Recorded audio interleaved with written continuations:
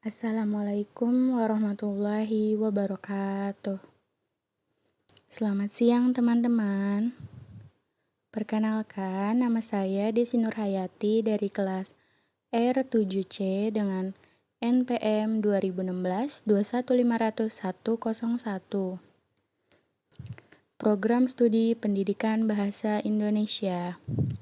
Sebelumnya, saya mengucapkan terima kasih kepada Bapak Irwan Siagian MPD selaku dosen pengampu mata kuliah menulis ilmiah yang sudah mengizinkan saya untuk mempresentasikan materi yang sudah Bapak berikan kepada saya. Materi yang akan saya terangkan ialah membangun konsep dan ide penulisan ilmiah. Mari dengarkan dan simak penjelasan materi saya pada kali ini. Konsep menurut para ahli. Yang pertama, menurut Tan dalam Kwenjaraningrat tahun 1997 halaman 32 mengemukakan bahwa konsep atau pengertian adalah unsur pokok di dalam suatu penelitian. Kalau masalah dan kerangka teorinya sudah jelas, biasanya sudah diketahui pula fakta mengenai hal yang menjadi pokok perhatian dan suatu konsep yang sebenarnya adalah definisi secara singkat dari sekelompok fakta atau gejala itu. Yang kedua, menurut Singarimbun dan Effendi tahun 2009, beliau menjelaskan bahwa konsep merupakan generalisasi dari sekelompok fenomena tertentu, sehingga dapat dipakai untuk menggambarkan berbagai fenomena yang sama. Yang ketiga, menurut Aristoteles dalam bukunya The Classical Theory of Concept mendefinisikan konsep merupakan penyusunan utama dalam pembentukan pengetahuan ilmu dan filsafat pemikiran manusia. Menulis menurut para ahli. Yang pertama, menurut Juhari tahun 2005 halaman 120. Menulis merupakan suatu keterampilan yang dapat dibina dan dilatih. Yang kedua, menurut Ebo, tahun 2005 halaman 1. Menulis itu dapat dilakukan oleh setiap orang dengan cara dibina dan dilatih. Dan yang ketiga, menurut Pranoto, tahun 2004 halaman 9. Menulis berarti menuangkan buah pikiran ke dalam bentuk tulisan atau menceritakan sesuatu kepada orang lain melalui tulisan. Menulis juga dapat diartikan sebagai ungkapan atau ekspresi perasaan yang dituangkan dalam bentuk tulisan. Dengan kata lain, melalui proses menulis kita dapat berkomunikasi secara tidak langsung. Ilmiah menurut para ahli yang kami simpulkan. Menurut Kamus Besar Bahasa Indonesia, pengertian ilmiah adalah segala sesuatu yang bersifat keilmuan, didasarkan pada ilmu pengetahuan atau memenuhi syarat atau kaidah ilmu pengetahuan. Segala sesuatu yang dibuat berdasarkan kaidah ilmu pengetahuan dapat disebut bersifat ilmiah, seperti metode ilmiah, penelitian ilmiah, karya tulis ilmiah, dan sebagainya. Kata kerja kata ilmiah ini adalah mengilmiahkan, yang berarti menjadikan sesuatu ilmiah atau bersifat keilmuan atau berdasarkan ilmu pengetahuan. Menurut Munawar Syamsuddin tahun 1994, tulisan ilmiah adalah naskah yang membahas suatu masalah tertentu atas dasar konsepsi keilmuan tertentu dengan memilih metode penyajian tertentu secara utuh, teratur, dan konsisten. Terdapat 5 macam dari membangun konsep. Yang pertama, membuat judul karya ilmiah.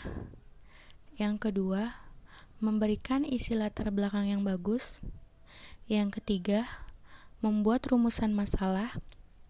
Yang keempat, membuat pembahasan yang sederhana dan sesuai dengan variabel judul. Yang kelima, membuat kesimpulan. Berikut 5 pengertian dari membangun konsep tersebut. Yang pertama, membuat judul karya ilmiah. Langkah pertama dalam membuat karya ilmiah adalah membuat judul. Judul yang diambil harus konkret, tidak bias atau meluas, serta menggambarkan ide dari hasil karya tulis ilmiah yang kita buat. Untuk itu, kita perlu menentukan tema terlebih dahulu sebelum kita membuat judul karya tulis ilmiah. Yang kedua, memberikan isi latar belakang yang bagus. Latar belakang masalah sudah menjadi bagian utama penelitian, yang bertujuan supaya yang membaca memiliki pemahaman awal mengenai ulasan karya ilmiah yang kita buat. Dalam isi latar belakang berkaitan dengan esensi idealis masalah, fakta masalah, data, analisis, solusi, serta state of the art. Penelitian terdahulu yang memperkuat masalah yang perlu dilakukan. Yang ketiga, membuat rumusan masalah. Rumusan masalah menjadi bagian terpenting dari penelitian yang melingkupi apa yang mau diteliti serta dikaji dari karya ilmiah yang kita buat. Yang merumuskan masalah ialah dengan menghadapkan sebuah hal yang ideal terhadap realitas yang terjadi di lapangan. Maka, yang harus diperhatikan ialah memperhatikan apa yang mau dibuat, serta dilakukan untuk dipecahkan masalahnya.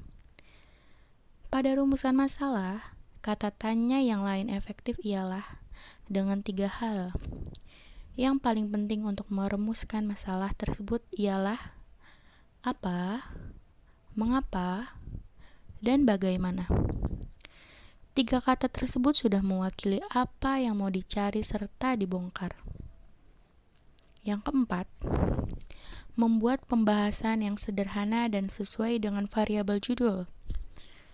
Untuk karya ilmiah yang perlu dipersiapkan penulis adalah memberikan analis bahasan yang dilakukan untuk memperkuat argumentasi dan diskusi ilmiah yang dilakukan. Yang kita buat, caranya dengan menerapkan beberapa hal ideal dengan fakta yang pastinya ada, beberapa faktor yang mempengaruhi maupun menghalanginya. Dan yang kelima, membuat kesimpulan. Cara membuat karya tulis ilmiah yang paling akhir dan terpenting adanya kesimpulan yang diberikan untuk membuat pembaca memahami maksud dari apa yang diteliti maupun dibuat dari tulisan, sehingga paham akan tujuan karya yang ditulisnya tersebut. Terdapat 10 ide penulisan ilmiah. Yang pertama, membaca buku. Yang kedua, browsing di internet. Yang ketiga, konsultasi dengan teman. Yang keempat, konsultasi dengan dosen atau maha guru penelitian. Yang kelima, cari referensi di perpustakaan. Yang keenam, melihat keadaan lingkungan sekitar. Yang ketujuh, ketika melihat masalah muncul, berpikirlah kreatif. Yang kedelapan, tidak ada ide yang salah. Yang kesembilan, membuat niat dan tekad yang kuat untuk membuat karya ilmiah. Yang kesepuluh, selalu terbuka menerima pengajuan atau saran orang lain untuk menemukan karya ilmiah. Berikut penjelasan dari 10 ide penulisan ilmiah. Yang pertama, membaca buku. Buku adalah gudang ilmu. Begitu juga ketika kita akan mencari ide untuk menulis karya ilmiah. Rajin-rajinlah membaca buku yang berkaitan dengan ilmu atau bidang yang ingin dicari idenya. Yang kedua, browsing di internet. Browsing di internet juga bisa menemukan ide untuk sebuah karya ilmiah. Banyak sekali ide-ide bagus yang tersebar di internet ini. Mereka dengan sukarela menulis di website atau blog mereka untuk memberi ide-ide yang bisa dijadikan bahan untuk karya ilmiah. Yang ketiga, konsultasi dengan teman. Jika Anda punya teman, mengapa tidak dimanfaatkan? Ajak berdiskusi atau pinjam karya ilmiah, ambil inti idenya, kemudian kembangkan. Hal ini dapat menjadikan karya ilmiah lebih sempurna, karena biasanya karya ilmiah yang sudah ada masih terdapat sisi kelemahannya. Hal tersebut bisa dibenahi. Yang keempat, konsultasi dengan dosen atau maha guru penelitian. Konsultasi dengan dosen untuk mencari ide penulisan karya ilmiah adalah hal penting dan wajib. Biasanya, dosen dan maha guru punya banyak ide-ide yang siap dilontarkan ke mahasiswa untuk dijadikan proyek. Yang kelima, cari referensi di perpustakaan. Perpustakaan adalah tempat yang recommended untuk Anda kunjungi. Mencari ke rak-rak buku untuk menemukan ide yang bisa Anda kembangkan. Siapa tahu di perpustakaan juga kamu menemukan ide yang brilian. Banyak yang menemukan ide penelitian untuk karya ilmiah di perpustakaan. Yang keenam, melihat keadaan lingkungan sekitar. Lingkungan sekitar kita berpotensi sebagai tema karya ilmiah.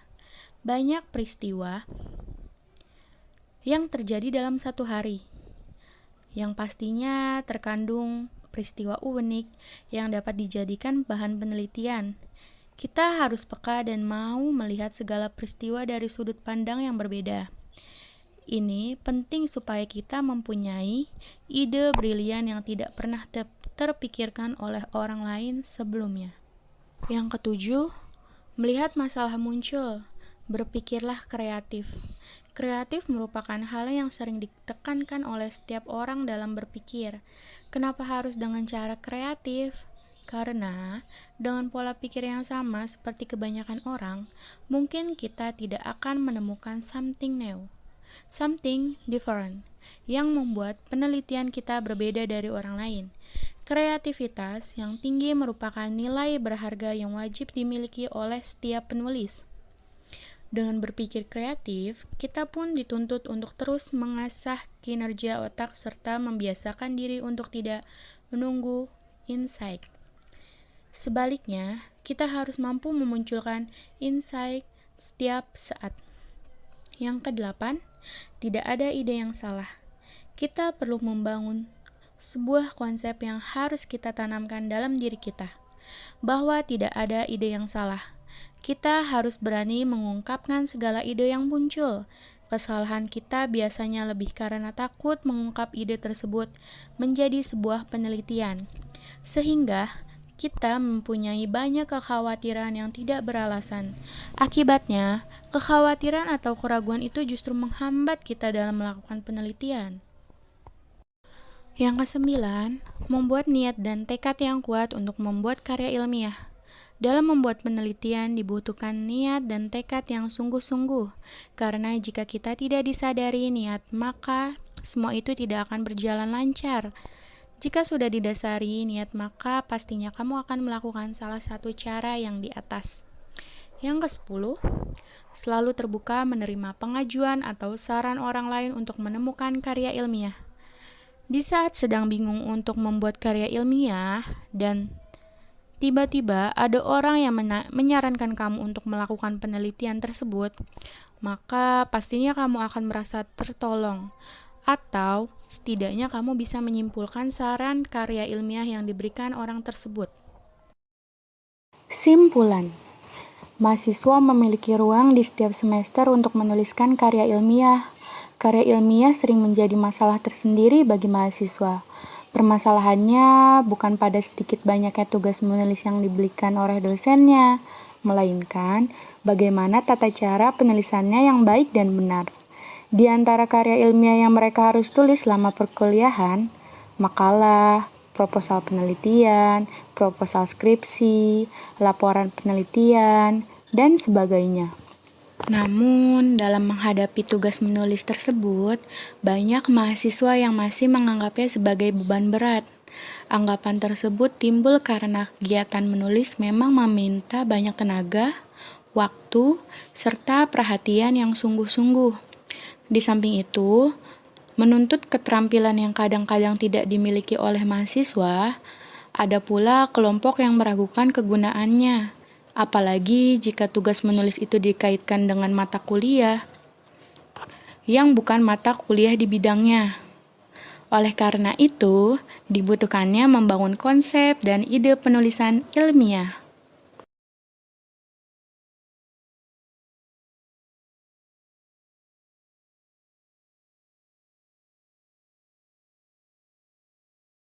Sekian presentasi yang dapat saya sampaikan.